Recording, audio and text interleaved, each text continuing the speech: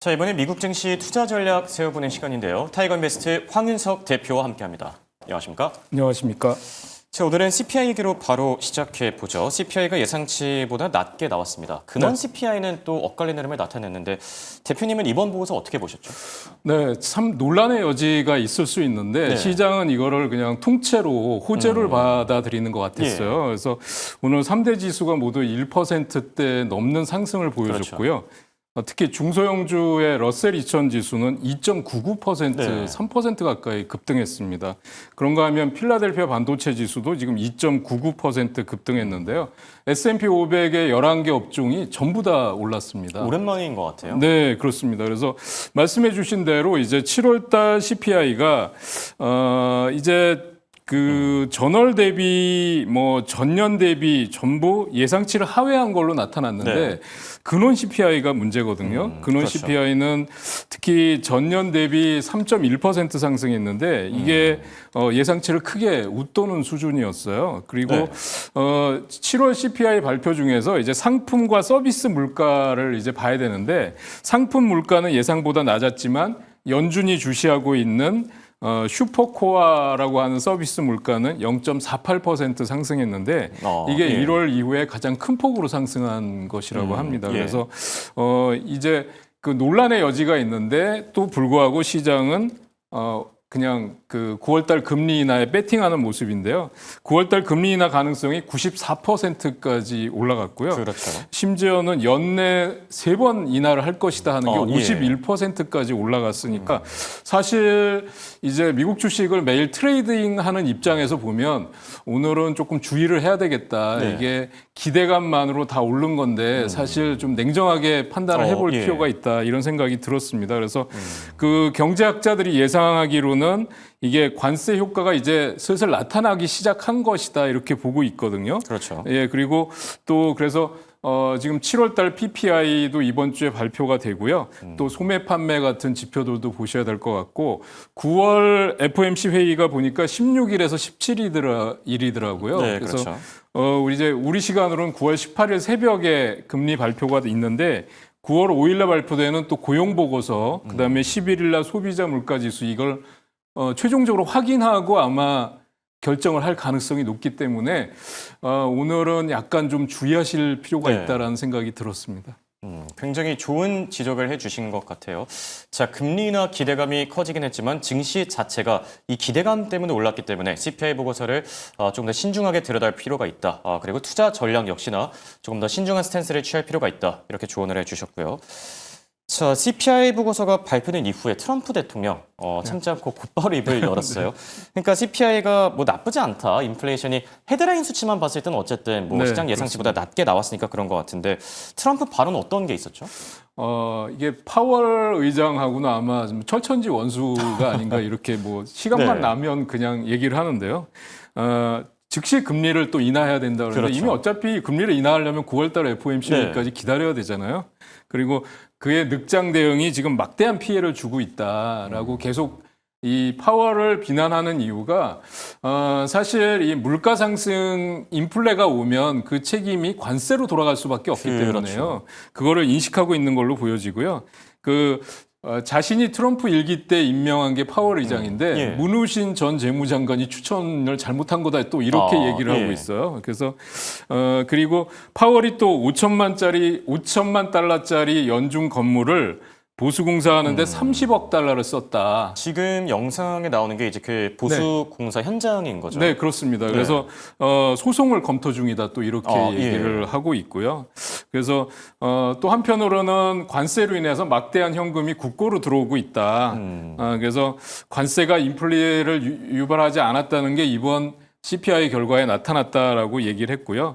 대부분의 비용이 소비자가 아니라 외국 정부나 기업이 부담하고 있다. 그렇죠. 그러면서 지금 계속 안 좋은 좀 전망을 하고 있는 골드만삭스를 또 집중적으로 비난을 했습니다. 어제 또 그 전망을 전해주셨잖아요. 네, 대표님. 그렇습니다. 예. 그래서 뭐라고 한 거죠? 그 골드만삭스와 골드만삭스 CEO가 저는 이게 몰랐었는데 골드만삭스 CEO가 DJ 전력이 있더라고요. 예, 그 DJ라고 하면 이제 음악을 뭐 믹싱하고 이런 맞습니다. DJ를 얘기하시는 거죠. 그래서 골드만삭스 CEO는 DJ나 하는 게 낫다 뭐 이런 식으로까지 지금 거침없는 발언들이 계속 나오고 있네요. 네, 그렇습니다. 그래서 이런 발언들이 나오고 있어서 좀 우려가 되는 부분이라고 예. 말씀드릴 수 있겠습니다. 네, 트럼프 대통령 연일 파월 흔들기에 나서고 있는 상황이고요.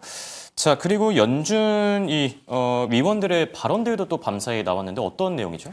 네, 블라드 전 연준 총재, 그러니까 연준 의장 후보예요, 지금. 예. 예, 이분은 낮고 안정적인 인플레를 목표로 하고 연준의 독립성을 존중한다면 네. 의장직을 수락할 것이다. 또 이렇게 얘기를 이 했고요. 블라드라는 인물이 예전에 항상 매파적이었던 네, 인물 그렇습니다. 맞나요? 네. 예. 요즘 매파와 비둘기파 구분이 참 의미가 없는 것 같아요. 예, 그렇죠. 언제라도 이게 포지셔닝을 바꿀 수 있는 그런 흐름이 되고 있습니다. 또 리치몬드 연은의 박힌 총재 같은 경우는 대규모 금리 인하 가능성은 낮다. 그 인플레 억제와 고용시장 지원 사이에서 어느 것을 우선해야 되는지 아직 불분명하다. 또 이렇게 발언을 했고요. 스티브 마린 최근에 이제 연준 이사로 지명되신 분이죠. 그렇죠. 이분은 인플레가 하락하고 있다. 관세로 인해서 인플레가 올라간다는 증거는 없다. 네. 또 이렇게 발언을 했고요. 캔자스시티 그 연은 슈미드 총재 같은 경우는 현재 금리 동결 기조가 당분간 적절하다. 또 이렇게 발언을 해서 연준 위원들 간에도 좀 시장을 갈리고 보는 있네요. 견해가 네. 완전히 다르다는 걸 아실 수가 있을 것 같습니다. 네. 9월 FOMC 회의 전까지 보고서들이 계속 나오게 될 텐데 연준 위원들의 발언들도 같이 좀 챙겨봐야 될 듯하고요. 자, 그리고 지금 15% 매출세와 관련해서 논란이 좀 붙고 있는 것 같아요. 이게 어떤 내용이죠? 네, 이제 트럼프가 이제 엔비디아와 AMD에 대해서 이제 판매 수익금의 15%를 내야 된다 이렇게 얘기를 했는데요. 그것과 관련해서 이제 중국에 대해서 한 단계 이렇게 낮은 차원의 AI 칩에 대해서는 판매를 허용하겠다 예. 이렇게 얘기를 했었잖아요. 근데 중국은 이게 또 데이터 보안을 이유로 해서 알리바바나 텐센트 이런 자국의 빅테크 기업들에게 엔비디아 H20 칩을 사용하지 마라 또 이렇게 예. 얘기를 했어요. 그러면서 국유 기업이나 민간 기업 모두 국가 안보 관련 업무에서 이거를 사용한 H20 칩을 사용하는 걸 강력하게 반대한다 했는데 그럼에도 불구하고 엔비디아는 올랐어요. 그렇죠. 예, 그래서 지금 이런 그 금리 인하 기대감이 과도하게 시장을 지금 지배하면서 이런 악재들이 다 묻히고 있는 네. 건데 이런 장에서는 좀 주의하실 필요가 있다. 냉정하게 판단하실 필요가 있다고 생각이 되고요.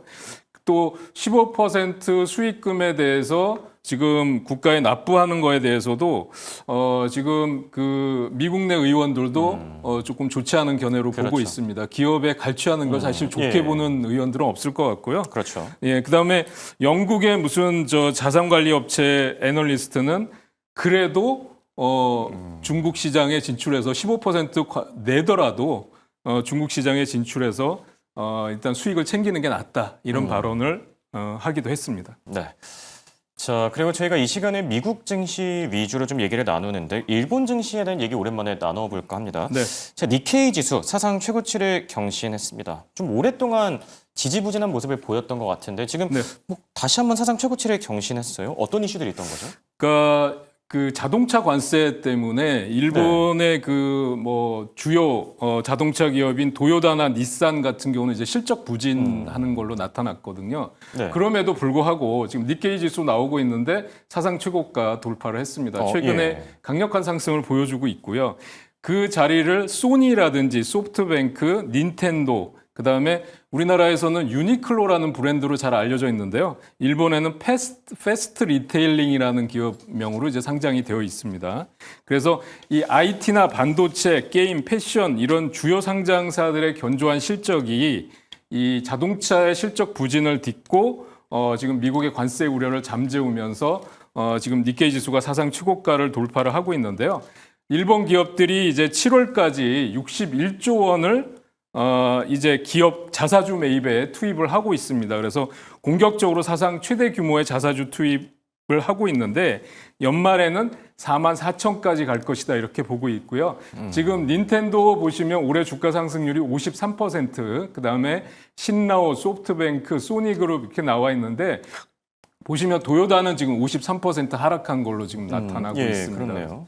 그래서 극과 극의 형상상을 보여주고 있는데 그래서 일본은 지금 이런 기업들이 지금 사상 최고가를 견인하고 있다 이렇게 보시면 될 것 같고요. 금리 인상을 지금 일본이 연기를 했는데도 불구하고 또 경기 침체 시에는 금이나 안전자산 선호로 인해서 엔화가 부각이 되면서 또 엔캐리 트레이딩이 시장의 화두로 등장할 가능성이 높다 이렇게 보고 있습니다. 네. 일본 증시에 대한 점검까지 해봤고요. 자, 이번엔 종목 단 이슈로 넘어가 볼까 하는데 테슬라부터 한번 살펴보죠. 자, 테슬라 지금 뭐 머스크 쪽에서 공식적으로 이제 입장을 내놨어요. 슈퍼컴 개발팀 도조가 이제 뭐 종료됐다. 공식 확인이 된 건데 어떤 이슈들이 나왔죠? 네, 말씀해주신 대로 이제 도조 AI 슈퍼컴퓨터나 그 칩 개발을 이제 중단하겠다라고 발표했고요. 엔지니어 인력을 여러 부서로 재배치하고 있다 하는데 사실상 구조 조정을 하는 게 아닌가 그렇죠. 싶기도 하고요. 예. 그래서 또 머스크 CEO는 자신의 인공지능 스타트업 xAI가 소유한 챗봇 앱 그록이 앱스토어 순위에서 지금 불이익을 당하면서 지금 그 애플을 갖다가 상대로 해서 반독점 위반 소송을 제기하겠다 이렇게 발표를 했는데요. 이게 무슨 얘기냐면 애플은 오픈 AI를 제외한 어떤 AI 기업도 앱스토어에서 1위를 할 수 없게 만들고 있다. 그래서 이거는 명백한 반독점 위반이다. 그래서 즉각 법적 조치에 나설 것이다 이렇게 발표를 했는데요. 저는 사실은 지금 테슬라 주주들은 아메리카당 또 창당 얘기가 나올까 봐 조마조마하고 있고요. 그다음에 또 하나는 이렇게 일론 머스크가 좌충우돌하는 포지셔닝이 별로 주가에는 영향을 좋게 주지 않을 것 같고요. 그렇죠. 최근에 테슬라의 또 북미 서비스 책임자가 사임하는 걸 필두로 해서 핵심 임원들이 계속 이탈하고 있다 이런 것도 좋지 않은 거고요. 9월 말에 전기차 보조금이 완전히 폐지가 되면서 아무리 내년 말부터 자율주행 소프트웨어가 새로운 수익원이 된다고 하더라도 상당한 기간 지나야 될 것으로 그렇죠. 보이기 때문에 역시 구겐하임 같은 이제 투자은행에서는 이제 테슬라 자율주행 관련 업데이트가 테슬라뿐만이 아니라 우버나 리프트가 쫓아오고 있기 때문에 이게 계속해서 이걸로 갖고 주가를 올리기에는 좀 부족하다라는 얘기를 하면서 목표 주가를 173달러까지 낮췄어요. 상당히 많이 175달러까지. 낮췄네요. 네. 예. 그래서 지금 주가를 보시면 테슬라 같은 경우도 장중에 여러 차례 등락을 거듭했는데 그래서 위아래 꼬리가 길게 달린 음봉이 나왔는데요. 지금 시간외에서는 뭐 조금 빠지고 있는 것 같아요. 시간외에서는 조금 빠지고 있는 것 같은데 보시면 350달러 정확히 찍고 그렇죠. 그 다음에 내려오면서 지금 340달러 선 정도에 머물러 있습니다. 그래서 제가 말씀드린 350에서 370달러 선을 넘기가 좀 어려워 보이니까 밑에서 잡아서 수익이 나신 분들은 뭐 절반 정도 차익 실현하고 또 기다려 보시는 것도 좋을 것 같습니다. 그래서 유연한 대응 전략이 필요하지 않을까 생각하고 있습니다. 네. 자, 그리고 시간 외에 지금 현재 빠지고 있는 기업이 있습니다. 바로 서클이라는 기업인데요. 네. 자, 지금 실적을 발표했는데 실적 자체는 나쁘지 않았어요. 그런데 장을 마감하고 나서 공개 매도에 나선다라는 소식이 나오면서 현재 시간외 거래에서 6%대 급락하고 있는데 이 이슈도 같이 전해주시죠. 네. 지금 실적을 발표했는데 매출은 그러니까 전년 동기 대비해서 53% 급증한 걸로 나왔고요. 잘 나와줬죠. 네, 그런데 좀 전에도 이제 브리핑에서 말씀해 주신 대로 주당 순이익이라고 하는 EPS가 이제 예상치를 하회한 걸로 나타났죠. 그러면서 크게 갭이 나타났는데 그래서 이 서클 같은 경우는 USDC라고 하는 그 유통량이나 시장 점유율이 얼마나 확대됐느냐 이게 중요한 건데요. 네. 사실상 보시면은 지금 흐름을 보시면 지금 이게 유통량이나 이런 것들은 전년 동기 대비해서 90% 증가했고 3분기 들어서도 추가로 6% 이상 증가했다. 이런 유형이 나왔는데 이익률이나 이런 것들은 증가를 했는데 지금 보면 아까 말씀드린 대로 EPS나 향후 전망들은 안 좋아졌다라는 거고요. 그다음에 역시 아까 또 말씀해 주신 대로 이제 하향하는 그런 것들이 나왔기 때문에 주가가 하락했는데 장중에도 전형적인 전강 후약을 보여줬습니다. 시초가 부분에 급등하는 모습을 보여주다가 처음에는 한 10% 정도 급등했던 것 같아요. 그러다가 하락하는 모습을 보여줬는데 사실은 이 이더리움 기반의 USDC이기 때문에 또 스테이블 코인 투자 수단에 있어서 가장 순수한 기업이다라고 지금 얘기를 했는데 그때도 말씀드렸지만 상장하고 나서 캐시우드 펀드에서 대규모 차익 실현도 했고요. 그렇죠. 그래서 특히 달러가 약세, 이제 금리 인하 얘기가 나오면서 달러가 약세로 돌아갔을 때는 가상자산은 보통 강세를 보이는 게 대부분인데 이제 그 시간 외에서 급락하는 모습을 보여줘서 지금 그 주가의 흐름이 당분간 그다지 썩 좋지는 않겠다라고 보여지고요. 네. 특히 흐름을 보면 지금 120달러, 130달러 정도 선에서 지지가 확인이 돼야 되고요. 그렇다면 올라갈 수 있는 룸은 200달러 선 정도일 것이다 이렇게 보여집니다. 네. 서클과 관련해서는 실적 자체 매출은 나쁘지 않았지만 장 마감하고 나서 공개 매각에 나선다라는 소식이 전해지면서 현재 시간 외 거래에서 6% 빠지고 있는 점 참고하시기 바라고요. 자, 끝으로 코어위브 실적까지 같이 뜯어보죠. 락업 해제 더 주목이 됐다라고 얘기들이 나오는데 네. 어떻게 보셨습니까? 지금 실적은 나왔는데 이제 그 우리도 마찬가지죠. 국장에서 보호 예수 물량이 풀리면 주가가 급락하는 경우가 있는데 그렇죠. 역시 이게 가장 큰 이유가 아니었나 싶습니다. 그래서 락업 해제일이 이제 8월 14일이냐 9월 24일이냐가 아직 불분명하다고 말씀드릴 수 네. 있겠는데요.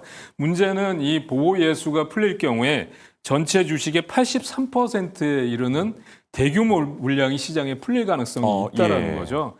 그래서 왜 그러냐 하면 그동안 상승 탄력이 굉장히 강했다는 거고요. 187달러 찍고 지금 완만한 하락에서 다시 반등이 나오다가 지금 윗꼬리를 길게 달고 있는 음봉이 나와 있습니다. 그래서 추가 하락 가능성이 있다고 얘기가 되고 있고요.